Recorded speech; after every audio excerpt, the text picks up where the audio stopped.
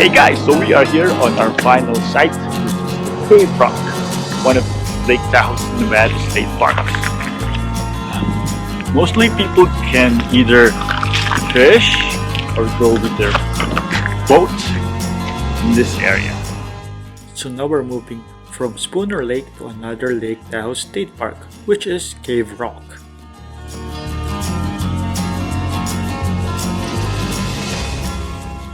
Cave Rock, also known as Quadapush in Washoe or Standing Gray Rock, is a stone formation on US Route 50 north of State Line, Nevada.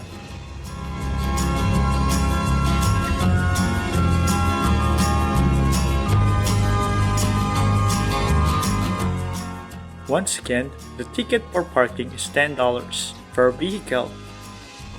Or if you bought a ticket in another Nevada state park, it's free.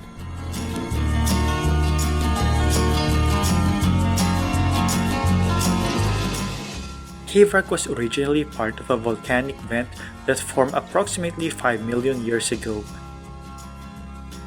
The caves, for which the rock is named, were sculpted by waves between 70,000 to 121 years ago during glacial periods when the lake's water level was significantly higher by several hundred feet.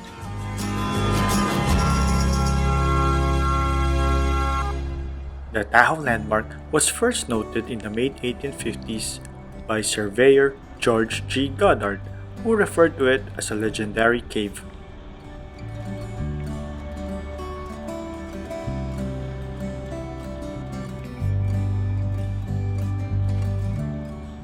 For the Washoe Tribe, Lake Tahoe's original inhabitants, the rock is a sacred site filled with spiritual energy once reserved for shamans and religious ceremonies.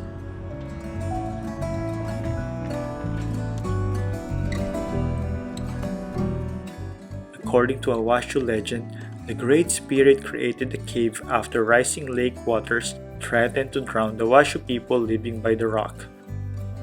He thrust his spear into the rock, forming a cave through which the water could drain. Another legend tells of the cruel Paiutes, traditional enemies of the peaceful Washoe who attempted to conquer and enslave them. The god of the world intervened, creating the cave and trapping the Paiutes inside. For the road, the Washoe Trail once crossed the mountain behind it, later becoming a wagon route during the Gold Rush and a path for the Pony Express.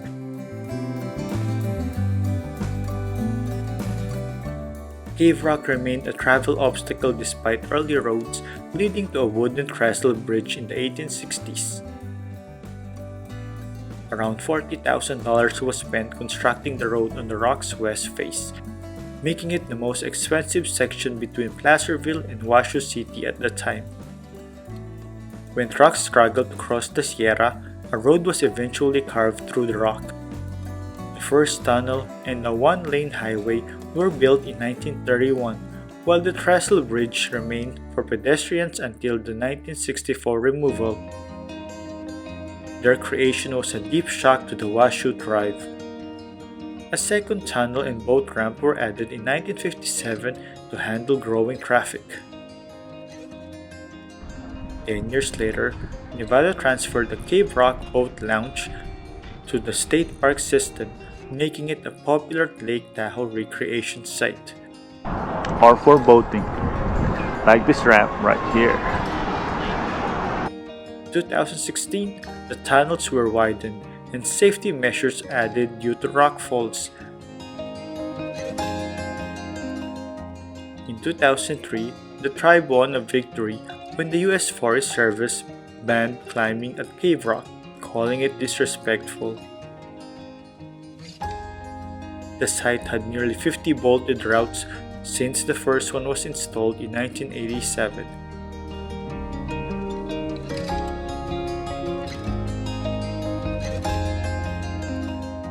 Climbers citing their cleanup efforts challenged the ban in a lawsuit led by the Access Fund, but the courts upheld the ban in 2007. 10 years later, the rock was designated a traditional cultural property and added to the National Register of Historic Places.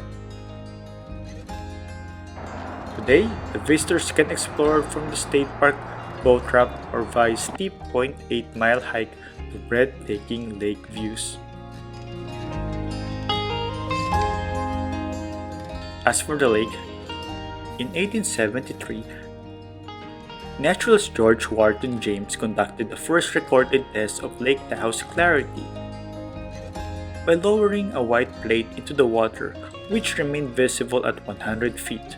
Nearly a century later, concerns over declining clarity led scientists to begin regular monitoring using a similar method.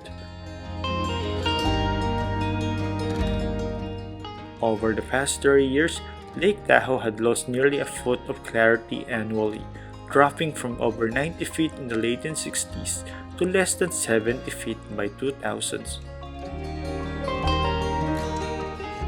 A decline is driven by increased nutrient levels from shoreline development, erosion, runoff, wastewater discharge, air pollution, and contaminated rain, which fuel algae growth and cloud the water.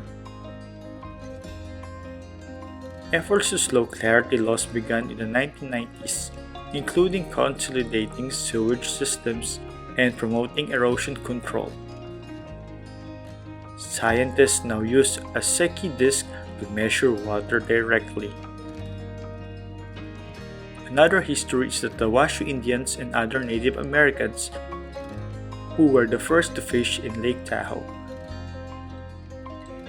They were followed by the Euro-American settlers. By the 1860s, booming mines and railways drove a commercial fishery in Tahoe and Lake Pyramid. Overfishing, habitat destruction, and introduced species devastated native trout populations, leading to a fish ban in 1917. But the ban came too late to save the lake's Lahontan cutthroat trout, which was extinct by the late 1940s. For over 50 years, tons of trout were caught, dried, and shipped to distant markets.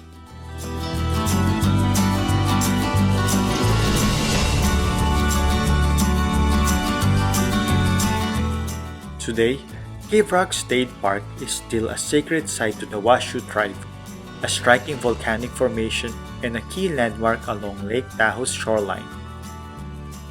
It offers scenic views, recreational activities, and holds historical significance due to the US Highway 50 tunnels, while ongoing efforts protect its cultural and natural heritage.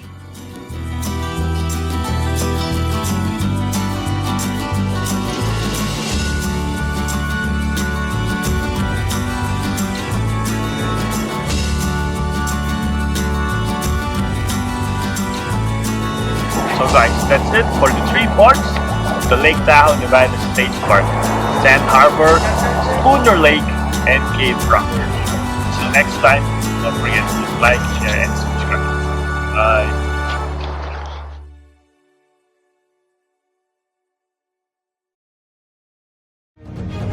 If you like our videos, please click thumbs up for like.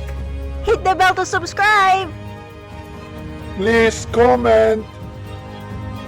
And don't forget to share!